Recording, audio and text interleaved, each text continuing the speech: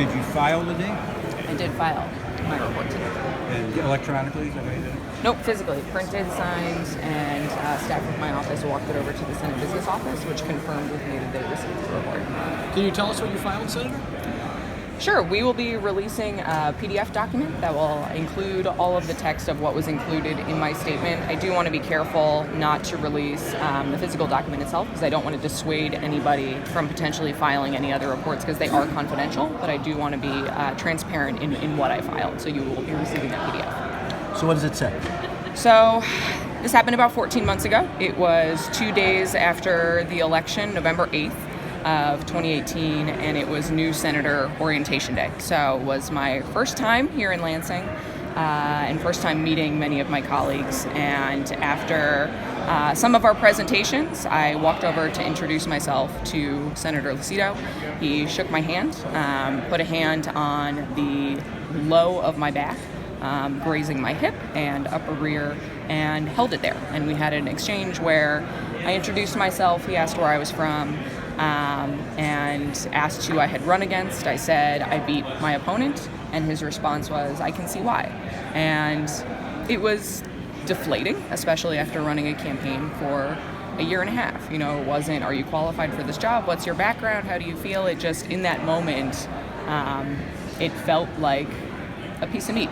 It implied you won because of what you look like. And I laughed it off at the time, and I went back and I sat down. Is there anything in particular that you would like to have happen as a result of filing a complaint?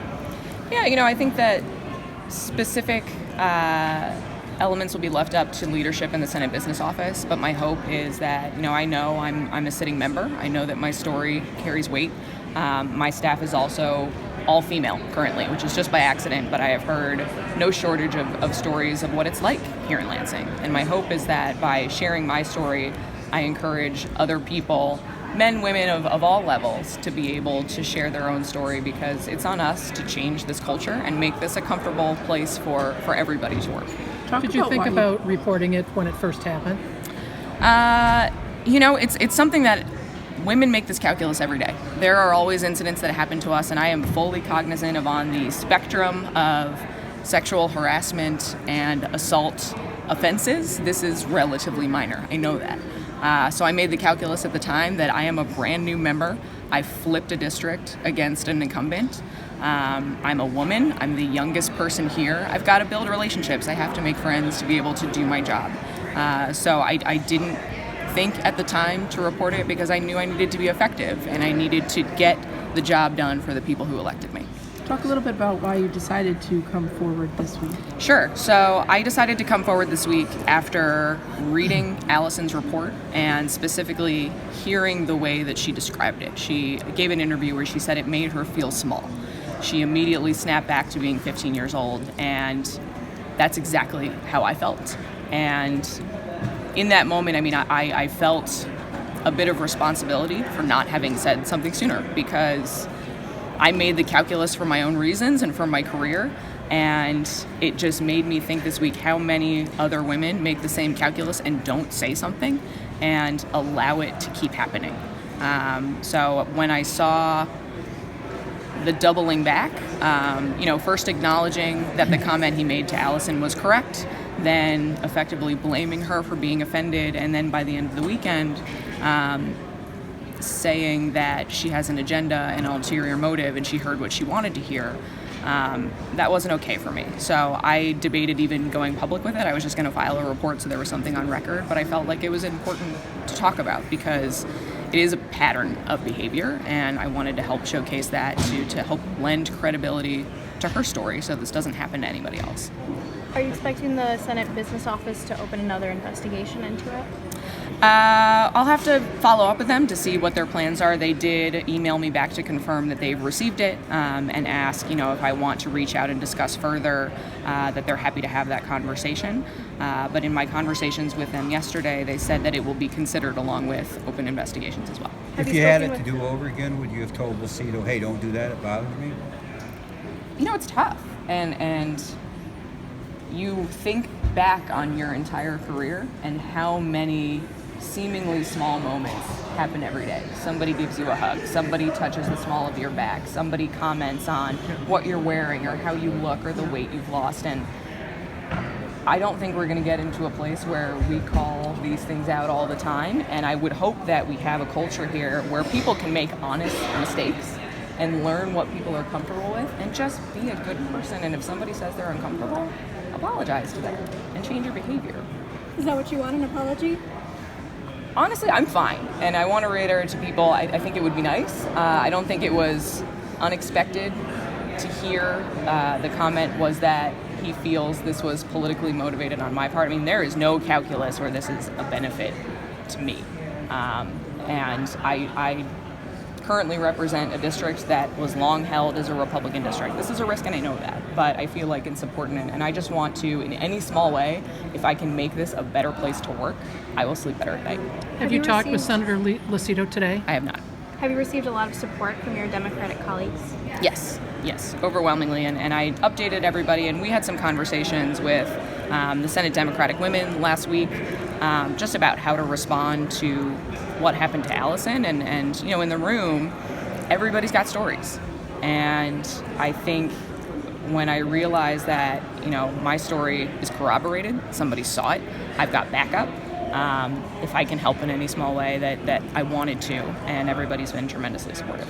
If Mr. Lucido was here right now, what would you tell him?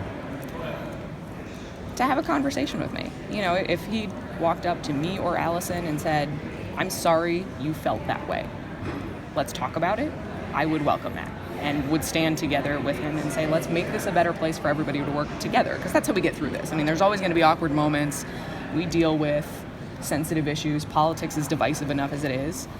It has to be a place where we can act together as colleagues and understand that this is a workplace for everybody in this building. So the way he responded to the Allison situation is in part why you're reacting the way you are. Yes. I think if he had immediately come back and said, you know, Allison, I'm sorry, and tried to understand and internalize a bit of why she felt the way she did, because it takes a lot at 22 to approach somebody who is in a position of a lot of power and say, hey, what you said made me feel uncomfortable. What did you mean by that? You know, I would want to understand more of why and see if I could change my behavior. Is this the only instance of you being treated that way here since you I mean, overwhelmingly, this is a fantastic place to work. My colleagues are incredibly supportive, but I come from the auto industry and the advertising industry, and I have a laundry list of things as a young woman in typically male-dominated industries that happen. But again, I think there's a difference in a spectrum of kind of the things that happen every day that you just shoulder because it's part of doing your job, and some egregious offenses. But this is the only thing that I would consider reporting. Senator, are you aware of other instances involving Senator Lucido? You know, I've heard privately that there are people who have had similar interactions, and my hope is that by my coming forward, people will feel comfortable as well, and I'd be happy to talk to anybody else as well. What should I know I'm asking this, but what should the result of this be? Formal disciplinary action? I mean, my hope is that we set a precedent here that we consider the totality of what these jobs mean. Being an elected official isn't just how many bills you can put your name on or how many pass, it's how you treat people. I represent 280,000 people, and everybody in this room represents all 10 million people in the state of Michigan. So my hope is that the way we gauge how effective people are changes. But beyond that, the specific reactions to this are really up to leadership in the Senate Business Office, and I'm happy to talk to them about that, but you know, it's in their hands. Sir, are you confident in that process that the Senate rules, the Senate manual, and the Senate Business Office are set up in a way to actually mete out justice? You know, I'm glad that they are in place, but part of the reason that I did want to talk about this publicly is because if the system as it operates was completely functional, the stories that I hear every day from staffers and from people who work around here wouldn't exist. So I'm hoping to elevate that and change it when I can. Are you concerned about retribution? It can be subtly done in this process. Of course. Oh my gosh, Tim, am I concerned about retribution? I mean, I spent a lot of time over the weekend talking to people about this very well may be the end of my career. And it's new. I mean, you're in. But honestly, if that's the case, I'll go back to what I was doing before. I love cars. I love design. It's fine. I've got a career I can fall back on, and I'm very lucky in that regard. And if my dent here, or what I've been able to do, is just helping make the culture a little bit better for anybody who works here, then that's good by me. You mentioned that you have support. We heard some support from your Democratic colleagues. Have you heard from Republicans at all? I have not yet. But to be fair, I've been pretty quiet today and trying to stay off of Twitter and Facebook as much as I can.